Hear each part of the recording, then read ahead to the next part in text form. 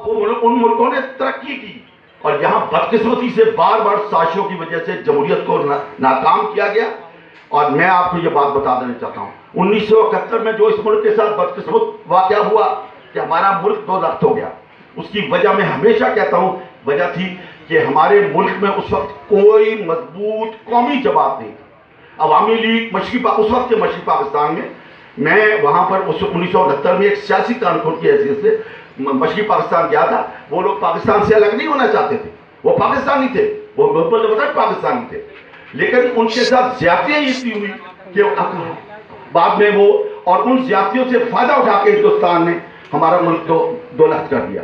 तो उस वक्त बदकिस्मती की बात थी कि 1970 के इलेक्शन में जो जमात वहां पर मजबूत हैसियत से उभरी, 1970 में जो उस वक्त की असम्बली थी 300 अरकान की, उसमें 162 सीटें मगरबी पाकिस्तान थी, उनकी आबादी उस वक्त ज्यादा थी, और 138 जो है वो मगरबी पाकिस्तान की थी। वहां 1970 में 162 में से 160 जीते अवामी लीग जीत गई, इतनी मजबूत वो हो गई थी, इतनी पॉपुलर हो गई थी। और यहां पर 138 में से 82 सीटें पीपल्स पार्टी ने जीती। अब बदकिस्मती ये देखे को अवामी लीग वहां मजबूत थी, हम यहां उस जमात को से नफरत करते थे और मुजीबुर रहमान से नफरत करते थे। ये देखें बलूचिस्तान का मसला फौजी ताकत से हल नहीं हो सकता, मजबूत सियासी जमात और कौमी कायद ये मुल्क को इकट्ठा रख सकता है। अगर हमने ये साजिशें बंद न की कि मजबूत सियासी जमात, देखो देखो कौन आया, शेर आया, शेर आया, दबाइए शेर आया।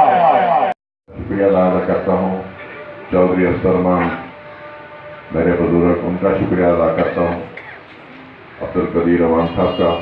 मौजूद बड़ैच का कट नहीं है, ये पाकिस्तान की बका के लिए कट हुआ है, ये पाकिस्तान मुस्लिम लीग नून की बका के लिए।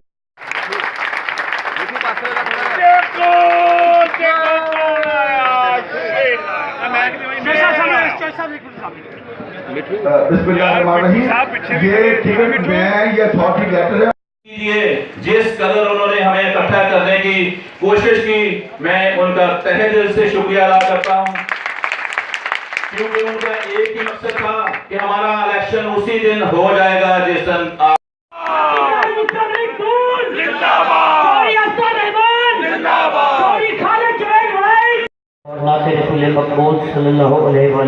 की इबादत हासिल करें। कल भी जिंदा रहेंगे जब तक हमारी